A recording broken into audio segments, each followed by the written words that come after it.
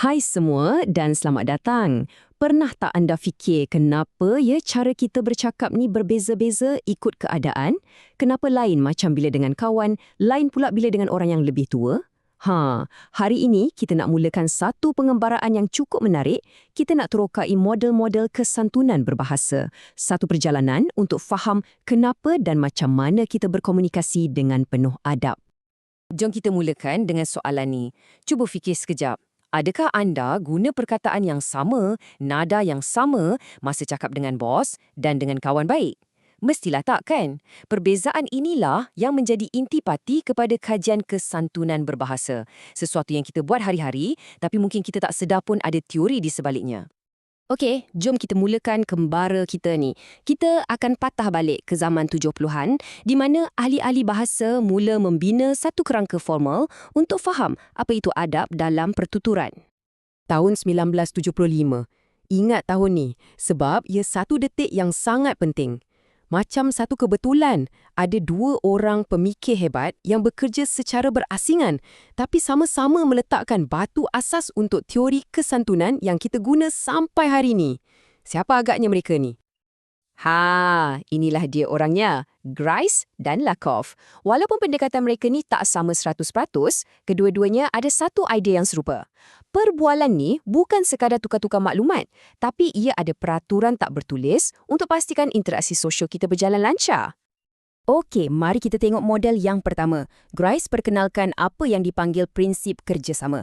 Idea dia mudah je. Bila kita bercakap, kita secara automatik anggap orang yang kita cakap tu sedang bekerjasama.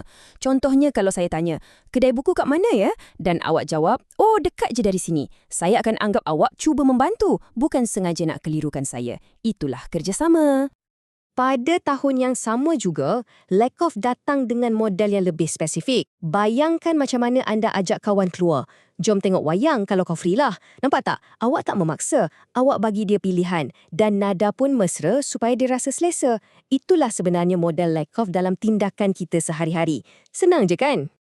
Okey, lepas asas ni dah ada, pemikir-pemikir lain pun mula kembangkan lagi idea ni. Mereka mula tengok kesantunan ni bukan lagi sekadar satu set peraturan, tapi lebih kepada satu strategi sosial yang lebih licik dan kompleks. Jom kita tengok macam mana ia berkembang. Kemudian, muncul pula dua lagi nama penting, Leach dan Fraser. Mereka ni tambah satu lagi lapisan baru dalam perbincangan ni, di mana kesantunan tu dilihat sebagai satu pilihan strategik yang kita buat dalam setiap perbualan. Leach ni, idea dia sangat menarik. Dia nampak kesantunan ni macam satu proses timbang tara sosial. Dalam setiap perbualan, secara tak sedar, kita cuba untuk maksimalkan pujian untuk orang lain dan minimalkan kritikan. Macam satu sistem akaun sosial lah dalam kepala kita setiap kali kita berinteraksi. Fraser pula guna analogi kontrak perbualan. Dia kata setiap kali kita mula bercakap dengan seseorang, kita seolah-olah sedang menandatangani satu perjanjian yang tak nampak. Contohnya, sebahagian dari kontrak ni ialah kita takkan potong cakap orang sesuka hati.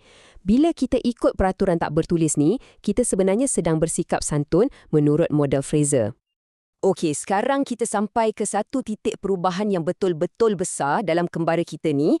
Satu teori yang sangat-sangat berpengaruh sampai ia mengubah terus cara kita pandang kajian kesantunan. Bersedia untuk teori muka. Cuba kita tengok garis masa kita balik. 3 tahun je lepas model-model awal tu diperkenalkan, pada tahun 1978 muncul satu konsep yang revolusioner. Ia bagi kita satu kerangka kerja yang sangat hebat untuk analisis kesantunan. Dan inilah intipati dia. Konsep muka. Ini bukan pasal muka fizikal kita tahu, tapi tentang maruah, harga diri dan imej sosial kita. Sesuatu yang kita semua ada dan kita semua akan cuba jaga dalam setiap perbualan. Model ni diperkenalkan oleh Brown dan Levinson dan boleh dikatakan inilah teori yang paling terkenal dalam bidang ni. Mereka kata hampir semua benda yang kita cakap ada potensi untuk ancam muka seseorang. Jadi kesantunan tu adalah strategi-strategi yang kita guna untuk kurangkan ancaman tu. Teori ni ada 3 komponen penting. Pertama, muka positif, iaitu keinginan kita untuk disukai dan diterima. Kedua, muka negatif, iaitu keinginan kita untuk bebas dan tak dipaksa. Dan ketiga, tindakan mengancam muka atau FTA, apa-apa saja perbuatan yang boleh ganggu dua keinginan ni. Contoh mudah, minta pinjam duit. Ia ancam muka negatif kawan awak sebab ia macam memaksa dia. Ia juga boleh ancam muka positif awak sendiri kalau dia tolak. Jadi, sebab itulah kita guna ayat macam aku tahu kau sibuk, tapi kalau boleh, untuk lembutkan ancaman tu. Setakat ni, model-model yang kita dah tengok ni kebanyakannya bersifat universal. Tapi persoalannya, adakah kesantunan tu sama je di seluruh dunia? Perhentian terakhir dalam perjalanan kita ni akan bawa kita balik ke tanah air, ke konteks budaya kita sendiri, di Malaysia. Garis masa kita pun dah hampir lengkap. Bila masuk je Alah Baru tahun 2000, tumpuan kajian mula beralih daripada prinsip yang umum kepada persoalan tentang bagaimana kesantunan tu diamalkan dalam budaya-budaya yang spesifik. Di sinilah munculnya model kesantunan oleh Puan Asmah Haji Omar, seorang tokoh bahasa yang kita kenal. Model ini dibina khas untuk faham masyarakat kita. Ia terangkan kenapa dalam budaya kita, bila kita guna panggilan hormat macam Pak Cik atau Mak Cik, ia bukan sekadar formaliti, tapi satu cara aktif untuk tunjuk hormat dan jaga keharmonian. Jadi, perubahan fokus ni sangatlah penting. Ia tunjukkan yang kesantunan ni bukan je pasal strategi logik, tapi ia berakar umbi dalam nilai-nilai budaya sesebuah masyarakat tu. Model Asmah buktikan untuk betul-betul faham kesantunan, kita kena tengok melalui lensa budaya tempatan. Kita dah lalu satu perjalanan yang pantas merentasi beberapa dekad pemikiran linguistik. Tapi, apa maknanya semua ni untuk kita? Kenapa teori-teori ni penting dalam hidup kita seharian? Jom kita imbas balik. Kita mula dengan peraturan-peraturan asas dari Grice dan Lakoff. Lepas tu, kita beralih kepada interaksi yang lebih strategik dengan Leach dan Fraser.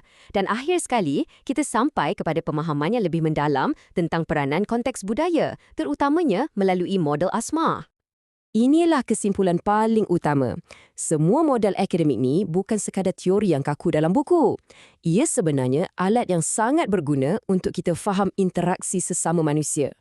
Bila kita faham tentang kesantunan, kita sebenarnya sedang belajar untuk faham motivasi, keinginan dan perasaan orang di sekeliling kita.